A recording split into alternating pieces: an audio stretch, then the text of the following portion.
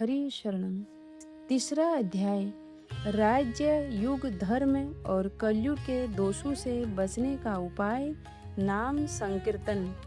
श्री सुखदेव जी कहते हैं, परीक्षित, जब पृथ्वी देखती है कि राजा लोग मुझ पर विजय प्राप्त करने के लिए उतावले हो रहे हैं, तब वह हंसने लगती है और कहती है, कितने आश्चर्य की बात है कि ये राजा लोग जो स्वयं मौत के खिलौने हैं, मुझे जीतना चाहते हैं। राजाओं से यह बात छिपी नहीं है कि वे एक न एक दिन मर जाएंगे, फिर भी वे व्यर्थ में ही मुझे जीतने की कामना करते हैं। सचमुच इस कामना से अंधे होने के कारण ही वे पानी के बुलबुले के समान क्षण भंगुर शरीर पर विश्वास कर बैठते हैं और धोखा खाते हैं।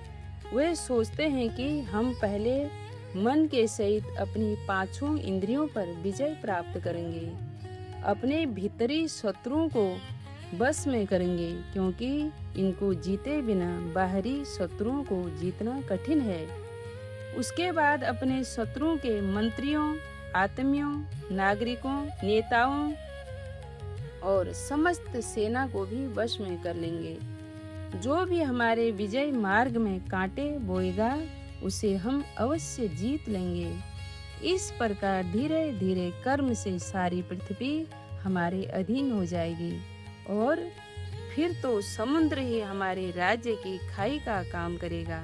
इस प्रकार वे अपने मन को अनेकों आशाएं बांध लेते हैं और उन्हें यह बात बिल्कुल नहीं सूझती कि उनके सिर पर काल सवार है। यहीं तक नहीं, जब एक द्वीप उनके बस में हो जाता है, तब वे दूसरे द्वीप पर विजय करने के लिए बड़ी शक्ति और उत्साह के साथ समुद्र यात्रा करते हैं। अपने मन को, इंद्रियों को बस में करके लोग मुक्ति प्राप्त करते हैं, परंतु ये लोग उनको बस में करके भी थोड़ा सा पृथ्वी ही प्राप्त करते हैं। इतने परिश्रम और आत्म संयम का यह कितना तुच्छ फल है। परीक्षित, पृथ्वी कहती है कि बड़े बड़े मनु और उनके वीर पुत्र मुझे ज्यों की त्यों छोड़कर जहाँ से आए थे वहीं खाली हाथ लौट गए हैं, मुझे अपने साथ न ले जा सके। अब ये मूर्ख राजा मुझे युद्ध में जीतकर बस में करना चाहते हैं। जिनके चित्त में यह बात दृढ़ मूल हो गई हो कि यह पृथ्वी मेरी है, उन दुष्टों के राज्य में मेरे लिए पिता, पुत्र और भाई भाई भी आपस में लड़ बैठते हैं। वे परस्पर इस प्रकार कहते हैं कि ओ मूढ़, यह पृथ्वी सारी मेरी है, तेरी नहीं। इस प्रकार राजा लोग एक दूसरे को कहते सुनते हैं, एक दूसरे से स्पर्धा करते हैं, मेरे लिए एक दूसरे को मारते हैं और स्वयं मर मिटते हैं। पृथु, पुरुरवा, गांधी, नहुस, भरत, सहस्त्रबाहु, अर्जुन, मानधाता, सगर, राम, खटवांग, धुंधुमार, रघु, तृणबिंदु, ययाति, सरयाति, शंतनु, गय, भगीरथ, कुवलयासौ, ककुतस्थ, नल, निरंग, हिरण्याकश्यपु, वित्रासुर, लोकद्रोही रावण, नमुची, शंबर, भौमासुर, हिरण्याक्ष और तारकासुर तथा ये और भी बहुत से दैत्य एवं शक्तिशाली नरपति हो गए। ये सब लोग सब कुछ समझते थे, शूर थे, सभी ने दिग्विजय में दूसरों को हरा दिया, किंतु दूसरे लोग इन्हें न जीत सके, परंतु सब के सब मृत्यु के ग्रास बन गए। राजन, उन्होंने अपने पूरे अंतःकरण से मुझसे ममता की और समझा कि यह पृथ्वी मेरी है, परंतु विकराल काल ने उनकी लालसा पूरी न होने दी। अब उनके बल, पौरुष और शरीर आदि का कुछ पता ही नहीं है, केवल उनकी कहानी मात्र शेष रह गई है। परीक्षित, संसार में बड़े बड़े प्रतापी और महान पुरुष हुए हैं। वे लोकों में अपने यश का विस्तार करके यहाँ से चल बसे। मैंने तुम्हें ज्ञान और वैराग्य का उपदेश करने के लिए ही उनकी कथा सुनाई है। यह सब वाणी का विलास मात्र है, इसमें परमार्थिक सत्य कुछ भी नहीं है। भगवान श्री कृष्ण का गुणानुवाद समस्त अमंगलों का नाश करने वाला है। बड़े बड़े महात्मा उसी का गान करते रहते हैं। जो भगवान श्री कृष्ण के चरणों में अनन्य प्रेममयी भक्ति की लालसा रखता है, उसे नित्य निरंतर भगवान के दिव्य गुणानुवाद का ही श्रवण करते रहना चाहिए। राजा परीक्षित ने पूछा, भगवान, मुझे तो कलयुग में राशि राशि दोष ही दिखाई दे रहे हैं। उस समय लोग किस उपाय से उन दोषों का नाश करेंगे? इसके अतिरिक्त युगों का स्वरूप उनके धर्म, कल्प की स्थिति और प्रलय काल के मान एवं सर्व व्यापक सर्व शक्तिमान भगवान के काल रूप का भी यथावत वर्णन कीजिए। श्री सुखदेव जी कहते हैं, परीक्षित, सतयुग में धर्म के 4 चरण होते हैं। वे चरण हैं सत्य, दया, तप और दान। उस समय के लोग पूरी निष्ठा के साथ अपने अपने धर्म का पालन करते हैं। धर्म स्वयं भगवान का स्वरूप है। सतयुग के लोग बड़े संतोषी और दयालु होते हैं। वे सबसे मित्रता का व्यवहार करते हैं और शांत रहते हैं। इंद्रियां और मन उनके बस में रहते हैं और सुख दुख आदि द्वंद्वों को वे समान भाव से सहन करते हैं। अधिकांश लोग जो समदर्शी और आत्मा राम होते हैं और बाकी लोग स्वरूप परिस्थिति के लिए अभ्यास में तत्पर रहते हैं। परीक्षित, धर्म के समान अधर्म के भी 4 चरण हैं, असत्य, हिंसा, असंतोष और कलह। त्रेता युग में इनके प्रभाव से धीरे धीरे धर्म के सत्य आदि चरणों का चतुर्थांश क्षीण हो जाता है। राजन, उस समय वर्णों में ब्राह्मणों की प्रधानता अक्षुण्ण रहती है। लोगों में अत्यंत हिंसा और लंपटता का अभाव रहता है। सभी लोग कर्म कांड और तपस्या में निष्ठा रखते हैं और अर्थ, धर्म एवं काम रूप त्रिवर्ग का सेवन करते हैं। अधिकांश लोग कर्म प्रतिपादक वेदों के पारदर्शी विद्वान होते हैं। द्वापर युग में हिंसा, असंतोष, झूठ और द्वेष, अधर्म के इन चरणों की वृद्धि हो जाती है एवं इनके कारण धर्म के 4 चरण तपस्या, सत्य, दया और दान आधे आधे क्षीण हो जाते हैं। उस समय के लोग बड़े यशस्वी, कर्मकांडी और वेदों के अध्यापन में बड़े तत्पर होते हैं। लोगों के कुटुंब बड़े बड़े होते हैं। प्राय लोग धनाचार्य एवं सुखी होते हैं। उस समय वर्णों में क्षत्रिय और ब्राह्मण 2 वर्णों की प्रधानता रहती है। कलयुग में तो अधर्म के 4 चरण अत्यंत बढ़ जाते हैं। उनके कारण धर्म के 4 चरण क्षीण होने लगते हैं और उनका चतुर्थांश ही बच रहता है। अंत में तो उस चतुर्थांश का भी लोप हो जाता है। कलयुग में लोग लोभी, दुराचारी और कठोर हृदय होते हैं। वे झूठ मूठ एक दूसरे से बैर मोल ले लेते हैं एवं लालसा तृष्णा की तरंगों में बहते रहते हैं। उस समय के अभागे लोगों में शूद्र, केवट आदि की ही प्रधानता रहती है। सभी प्राणियों में 3 गुण होते हैं, सत्व, रज और तम। काल की प्रेरणा से समय समय पर शरीर, प्राण और मन में उनका हर्ष और विकास भी हुआ करता है। जिस समय मन, बुद्धि और इंद्रियां सत्व गुण में स्थित होकर अपना काम करने लगती हैं, उस समय सतयुग समझना चाहिए। सद्गुण की प्रधानता के समय मनुष्य ज्ञान और तपस्या से अधिक प्रेम करने लगता है।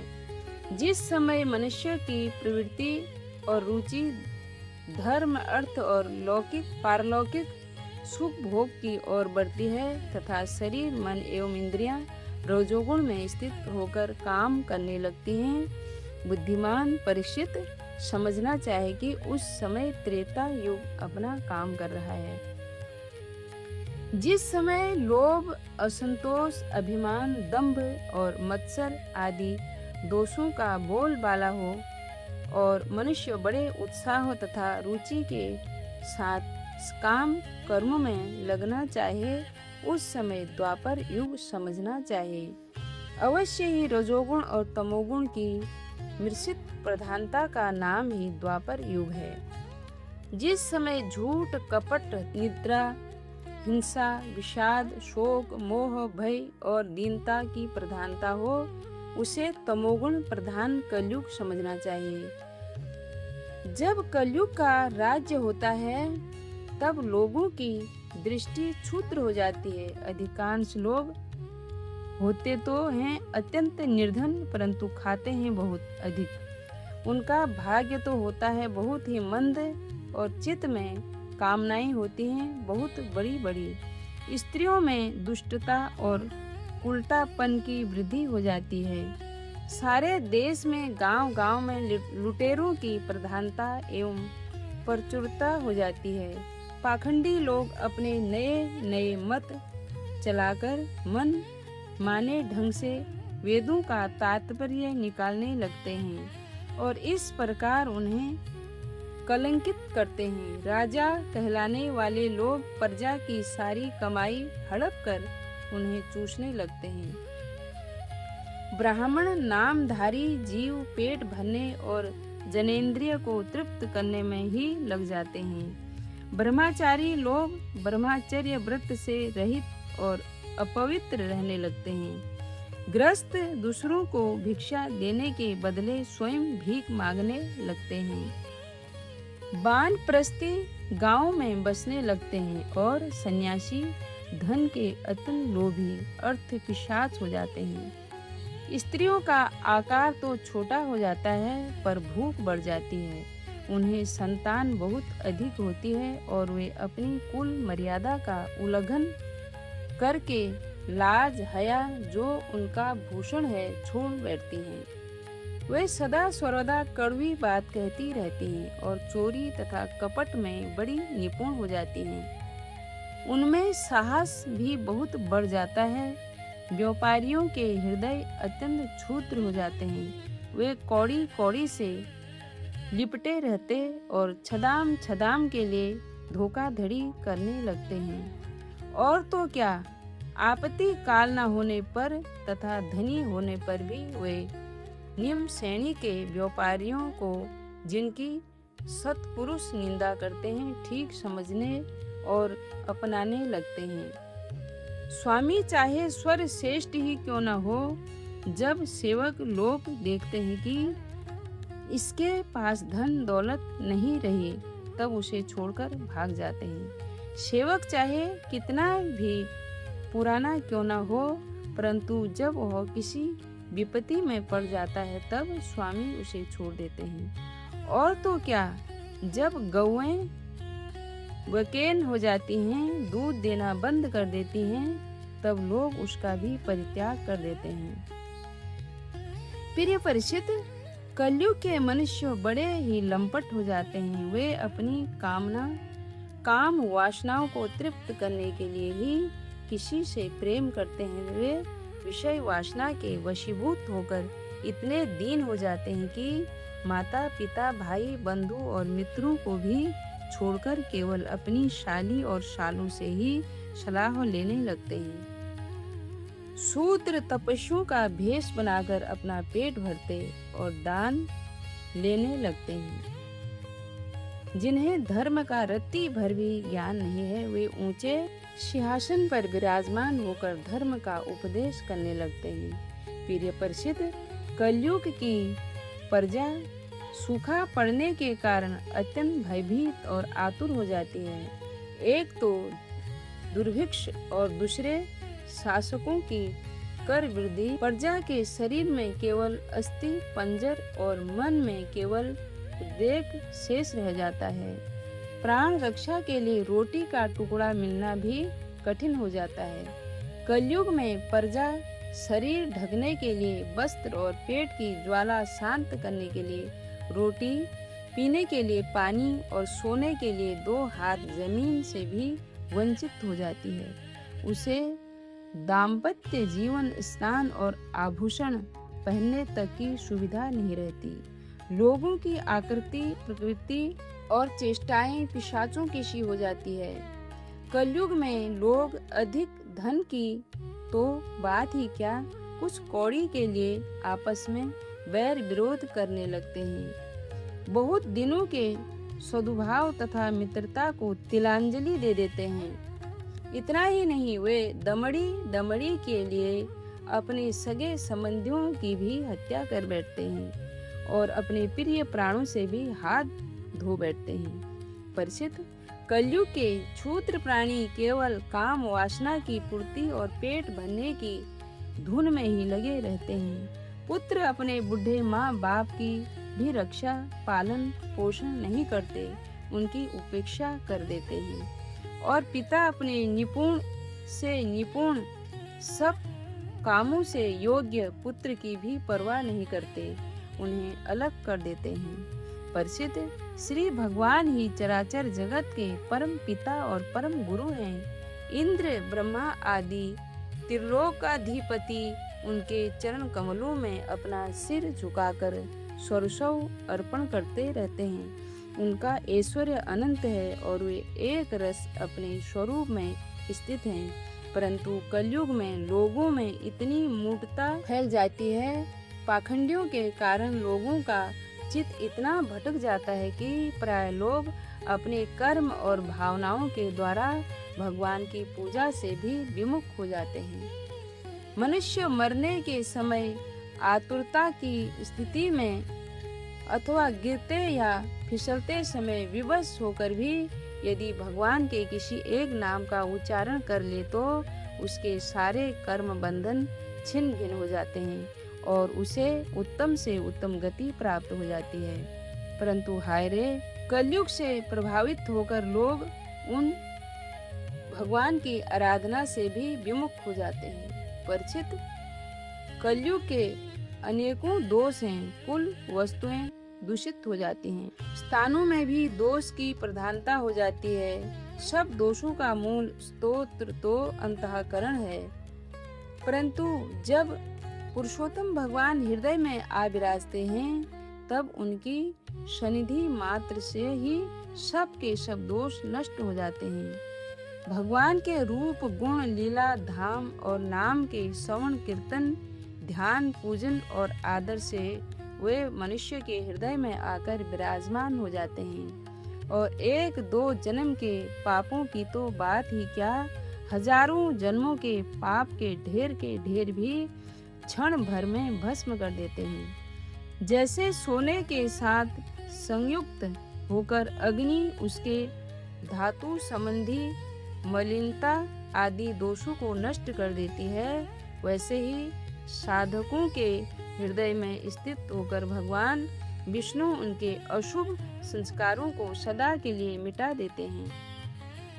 परिचित, विद्या, तपस्या, प्राणायाम, समस्त प्राणियों के प्रति मित्रभाव, तीर्थ स्नान, व्रत, दान और तप, जप आदि किसी भी साधन से मनुष्य के अंतकरण की वैसी वास्तविक शुद्धि नहीं होती जैसी शुद्धि भगवान पुरुषोत्तम के हृदय में विराजमान हो जाने पर होती है। परिचित, अब तुम्हारी मृत्यु का समय निकट आ गया है। अब सावधान हो जाओ। पूरी शक्ति से और अंतःकरण की सारी वृत्तियों से भगवान श्री कृष्ण को अपने हृदय सिंहासन पर बैठा लो। ऐसा करने से अवश्य ही तुम्हें परम गति की प्राप्ति होगी। जो लोग मृत्यु के निकट पहुंच रहे हैं उन्हें सब प्रकार से परम ऐश्वर्यशाली भगवान का ही ध्यान करना चाहिए। प्यारे परिचित, सबके परम आश्चर्य और सर्वात्मा भगवान अपना ध्यान करने वालों को अपने स्वरूप में लीन कर लेते हैं, उसे अपना स्वरूप बना लेते हैं। परिचित, यूं तो कलयुग दोषों का खजाना है, परंतु इसमें एक बहुत बड़ा गुण है। वह गुण यही है कि कलयुग में केवल भगवान श्री कृष्ण का संकीर्तन करने मात्र से ही सारी आसक्तियां छूट जाती हैं और परमात्मा की प्राप्ति हो जाती है। सतपुरुष सतयुग में भगवान का ध्यान करने से, त्रेता में बड़े बड़े यज्ञों के द्वारा उनकी आराधना करने से और द्वापर में विधि पूर्वक उनकी पूजा सेवा से जो फल मिलता है, वह कलयुग में केवल भगवान नाम का कीर्तन करने से ही प्राप्त हो जाता है। श्रीमन्नारायण नारायण हरि हरि, श्रीमन्नारायण नारायण हरि हरि।